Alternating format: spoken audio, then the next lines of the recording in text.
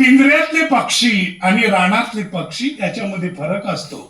मला जिल्हा परिषदेच्या आणि म्युन्सिपाल्टीच्या शाळेतली शिकणारी मुलं ही गरुडासारखी वाटतात. याचं कारण असं की वादळ येऊ, वारा येऊ, धारा येऊ, प्रत्येक ऋतुमानामध्ये आपले पंख फडफडावीत, येणाऱ्या वादळाशी आणि चक्रीवादळाशी ते सामना करतात. याचा अर्थ मी इंग्रजी शाळेतल्या विद्यार्थ्यांना कमी लेखतोय असं नाहीये, पण ज्या वेळेला माय मराठीचा प्रश्न उभा राहतो त्यावेळेला आम्ही आमच्या आईच्या बाजूने उभा राहतो. जसं मूल चांगलं घडवायचं असेल तर मातेच्या अंगावरचं दूध पाहिजे, आणि ते अगदीच मिळत नसेल तर गाईचं दूध वापरा म्हणतात. बाकी काही भुकट्या बिकट्या वापरू नका. तसं जसं आईचं दूध महत्वाचं असतं तसं आईच्या मुखातले शब्द सुद्धा महत्वाचे असतात. आणि हे आपल्या मुखानं हे शब्द पेलवत जी मुलं पुढे येतात ती जीवनामध्ये महान होतात. हा माझा अनुभव आहे. गेल्या 50-60 वर्षामध्ये महाराष्ट्रामध्ये जेवढे कोणी शास्त्रज्ञ झाले त्यापैकी 98% शास्त्रज्ञ हे जिल्हा परिषदेच्या शाळेमध्ये शिकलेले आहेत. नोबेल पारितोषिक दिलं जातं साहित्याचं. जगातल्या ज्या लेखकांना 70-80 लेखकांना पुरस्कार मिळालेले आहेत नोबेल पुरस्कार, त्यापैकी 90% लेखक हे आपल्या मातृभाषेमध्ये लिहितात. आणि त्यामुळे मी तुम्हाला सांगतो की मातृभाषेला पर्याय नाही आणि मातृभाषेची आपण झेंडा फडकावला पाहिजे. आपण पाहतो, आम्ही खूप हे भोगलेलं आहे. बऱ्याच वेळेला म्हणजे इंग्रजीच म्हणत नाही पण आपली भाषा सोडून दुसऱ्या भाषेमध्ये जी मुलं शिकायला जातात ती आपली राहतातच असं नाही आहे. कारण जिल्हा परिषदेच्या शाळेमध्ये शिकलेला कुठलाही मुलगा किती मोठा झाला, धनवान झाला, बलवान झाला तरी कधी तो आपल्या आई वडिलांना वृद्धाश्रमाचा रस्ता दाखवणार नाही. पण दुसऱ्या भाषेमध्ये शिकलेला मुलगा कॉम्प्युटरच डॅड मॉम तुमचं तिकडे पाठवलेलं आहे तिकडे जा म्हणतो.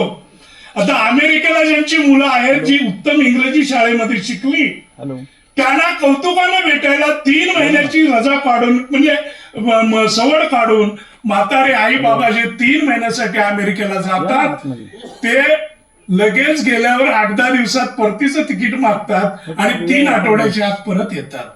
कारण ती मुलं त्यांची राहिलेली नसतात.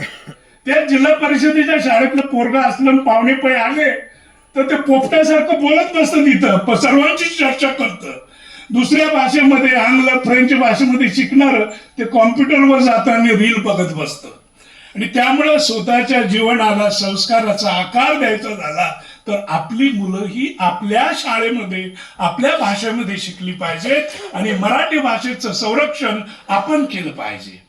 कारण आपली आई आजारी असताना शेजारी कोणीतरी तिला नेईल आणि दवाखान्यामध्ये इंजेक्शन गोळ्या देईल याची अपेक्षा करू नका. आणि जगामधल्या पहिल्या 10 भाषेमध्ये आमची माय मराठी भाषा आहे. 10 कोटी लोक 11 कोटी लोक जगात मराठी बोलतात आणि म्हणून मराठीची तुतारी आम्ही अखंड फुंकण्याचं ठरवलेलं आहे. मी सुद्धा अतिशय तुम्हाला सांगतो, आता जरी माझी पुस्तकं 15-16 भाषेमध्ये नित्याची खपली जातात, वाचली जातात, पण मी शिकलो ते छोट्या शाळेमध्ये. माझ्या गावची लोकसंख्या आज सुद्धा 1700च्या आत आहे आणि 5वी-7वीला विद्यार्थी आम्ही 5 होतो. जर तुम्ही पटाचं कोष्टक काढलं असतं तर आम्ही शिकलोच नसतो. आणि म्हणून मला असं वाटतं की मराठी मुलांनी, महाराष्ट्र पठारावरच्या मुलांनी दुनियेला चितपट करायचं असेल तर पटाचं गणित तुम्ही आम्हाला सांगू नका. तुकडी चालली पाहिजे. एक जरी विद्यार्थी असला तरी तुकडी चालली पाहिजे आणि शिक्षकांना शिकवलं पाहिजे.